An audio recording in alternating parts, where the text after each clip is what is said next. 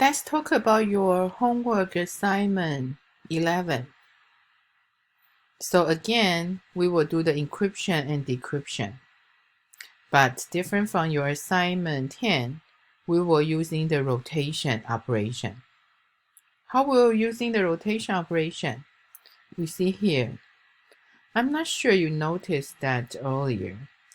When we do the rotation, no matter we do the rotation to the left or to the right, we have no bits are lost. So for the rotate to the left, we will shift each bit to the left. So rotate to the right, we shift each bit to the right. So on the other hand, you can see here, if originally I have AL is 80 in the hex. So now if I want to rotate to the left for AL by 3 bits, they become like this, right?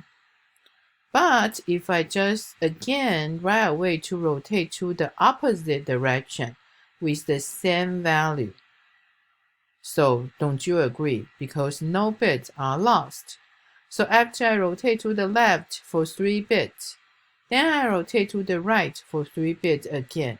Don't you agree? The value will become the original value.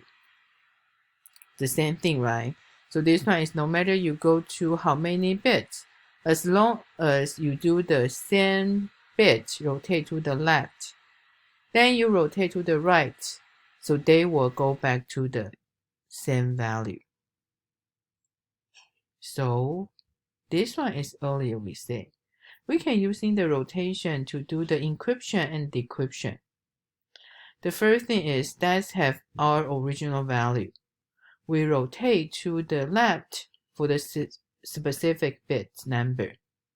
Then we rotate to the right back. The value will come back.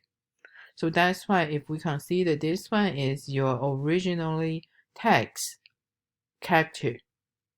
So then we do the rotation, we can make this one become different character. But we rotate opposite direction. So then the value will come back. So don't you think that's a good encoding and decoding technique? Right, so that's why this one is your assignment 11. So I don't have lab exercise today, but we do that will be on Thursday. So because this week, this question is good to do the homework assignment. So that's why I talk about assignment 11 first. You don't have to finish by today, but you should start working by today. So when you do the encryption using the rotation, so this one is the same thing like your assignment 10. We will ask the user to give us a plain text. So then you can have your own key array. So this key array actually each value, it just decides how many times you want to rotate to the right. So here, when you get your key value, right?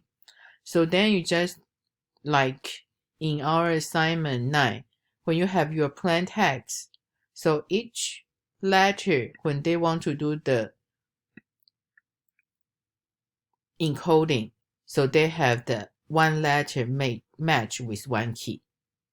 So here we will do a little different. So here, when we do the plain text, we still ask the user to give us a plain text. So we still do one by one. But when we do one by one, those keys we were using for the rotation. So I let you to decide how you want to do. So the first thing you can decide, okay, when I want to do the encoded, I using the rotate to the right. So then when you do the decoded, you just need to using the same keys, but you rotate to the opposite location. So you just have one is rotate to the right, one is rotate to the left when you encrypt, when you do the decoded back. So how you will work on those keys, so it doesn't matter. So your procedure should have a loop to through the plain text message. So they will align the key. So the same thing, you see, you will have the outer loop is how many plain text letter in your plain text. But here, you're not really the inner loop. So the inner condition is your key. Depends on your key byte, you have how many bytes. So then this one is the sample output. So your sample output, I only want you to enter the plain text. So then the first one you display when they are encoded. So then afterward you will do the decoding. So we don't ask you to have the key byte entered by user. So that's why here I want you to use your own key byte array. But your key byte array have at least 10 elements. So then we need to make sure your plain text will have more than 10 bytes.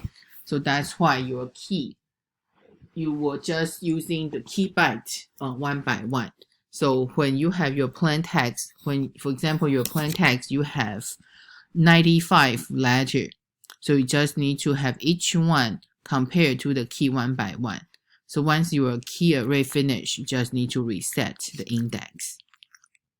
So then your decision, how you want to do the encoding.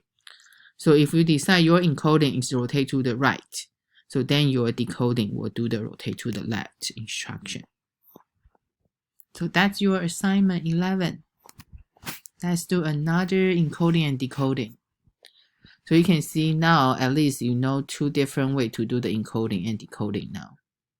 Of course, assembly language can help you to do that technique even much better.